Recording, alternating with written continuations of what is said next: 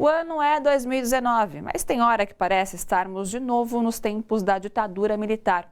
Uma onda de censura, coordenada pela ala conservadora do governo, tem tirado manifestações culturais de circulação utilizando critérios bastante duvidosos. A reportagem é de André Giannoccari. Um dos casos ocorreu mês passado na capital de São Paulo. A Funarte, Fundação Nacional de Artes, proibiu a apresentação do espetáculo Res Publica, da companhia Motosserra Perfumada. E não acreditávamos em nenhum momento que pudesse chegar a esse ponto, assim, né? No entanto, chegou, né? Então, quando soubemos da notícia, soubemos pelo jornal, na verdade, por uma matéria do Globo, e aí a gente teve que conversar e pensar a melhor maneira que a gente poderia reagir a esse ato, porque lemos imediatamente que se tratava de um processo de censura. A peça faz uma projeção futurista e mostra um Brasil governado por neonazistas.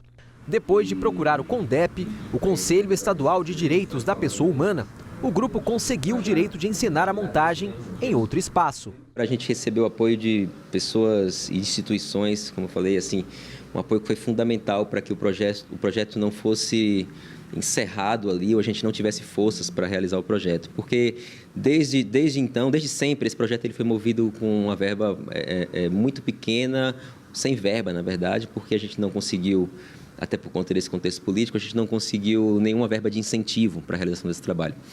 Então, ele ia ser realizado na Funarte com uma grana que a gente ia arrecadar em crowdfunding. E agora, no Centro Cultural São Paulo, ele continua sendo realizado com uma verba arrecadada em crowdfunding. A gente não tem nenhum tipo de verba pública. Para ajudar diretores como Biagio e produtores culturais sobre como agir diante de casos de perseguição, o Fórum Brasileiro pelos Direitos Culturais lançou um manual de orientação. É o guia prático para a defesa da liberdade de expressão. A advogada e integrante do fórum, Cris Olivieri, alerta para os sinais que podem indicar um gesto de censura. A censura ela é um ato do Estado que impede que uma ideia seja disseminada, divulgada, e é considerado censura porque ela é ilegal, ela não tem nenhuma razão. A Constituição Federal brasileira, ela protege a livre expressão, e a liberdade é a regra geral. Qualquer limite a essa liberdade é uma exceção da exceção.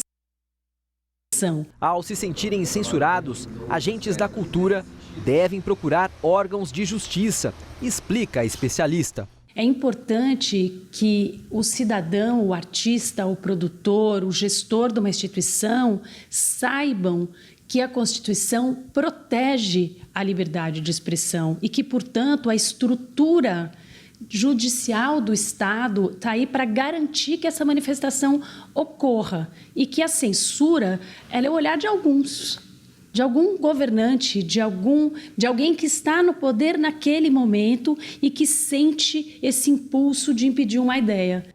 A peça Res Publica 2023 entra em cartaz no Centro Cultural São Paulo, de 11 de outubro a 10 de novembro. As apresentações ocorrem de quinta a sábado, às 9 da noite e aos domingos, às 8 da noite. Os ingressos custam R$ 40. Gente, bora fortalecer a TVT? É só clicar em inscrever-se e depois clicar no sininho. Pronto! Assim que pintar notícia nova, você fica sabendo no ato.